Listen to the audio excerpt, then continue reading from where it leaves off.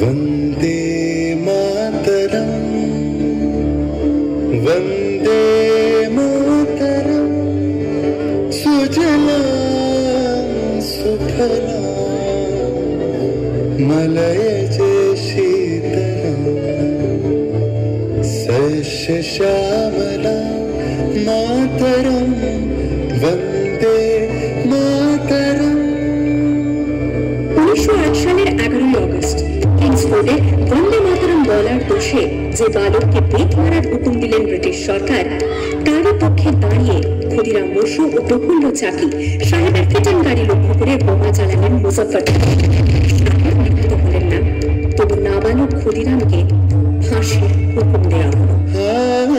জননী গুলো তুলে বক্ষে শান্তনু বাস দেহ তুলে চোখে কাঁদিছে তব চরণ তলে ৩০ কোটি নর নারী।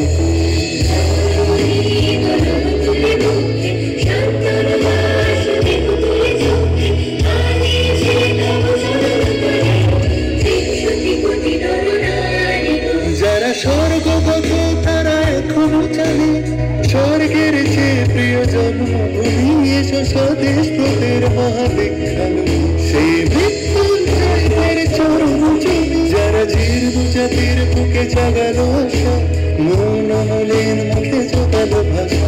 আজি রক্ত কমলে গাথা আজি রক্ত কমলে গাথা মানল বিজয় লক্ষ্মী দেবতাদেরই গলে মুক্তির মন্দির শোকাব তলে প্রভু প্রাণ বলিয়া লেখা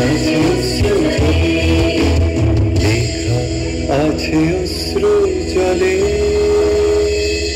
আমি হাসি হাসি পড়ব ফাঁসি দেখবে ভারতবাসী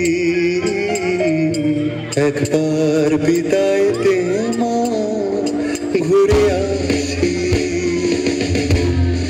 18 এপ্রিল 1918 মাস্টারদা সূর্য সেন ও তার 65 জন শিষ্য মিলে পরিকল্পনা করে চট্টগ্রামে ব্রিটিশ পুলিশের অস্ত্রাগার লুট করেন এবং তারপরে লুকিয়ে আশ্রয় নেন জালালাবাদ পাহাড়ে। এর 4 দিন পর ব্রিটিশ বাহিনী খুঁজে বার করে মাস্টারদা ও তাঁর সঙ্গীদের। সেদিনের অস্তমিত সূর্য ছিল সূর্য সেনের রক্তে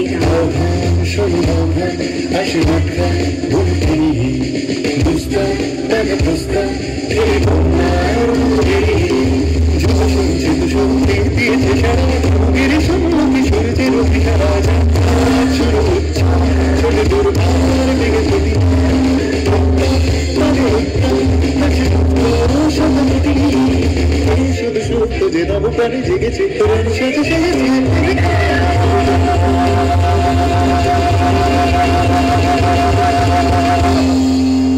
8 ডিসেম্বর 1930 বিনয় বসু, বাদল গুপ্ত, দীনেশ গুপ্ত সাহেবী পোশাকে ট্যাক্সি থেকে এসে নামলেন রাইটার্স বিল্ডিং এর সামনে। সোজা উঠে গেলেন দোতলায়। সামনেই সিমসনের ঘর। দ্বাররক্ষীকে ঠেলে ঢুকে গেলেন ভেতরে। বন্দুকের আওয়াজে গর্জে উঠল রাইটার্স। লুটিয়ে পড়লেন সিমসন। এরপর রাইটার্স বিল্ডিং এর অলিন্দ বারবার গর্জে উঠল বিপ্লবীদের গুলির শব্দ। তারপর টেগার্ড সাহেব তার বাহিনী নিয়ে ঘিরে ফেললেন বিনয়, বাদল, দীনেশকে।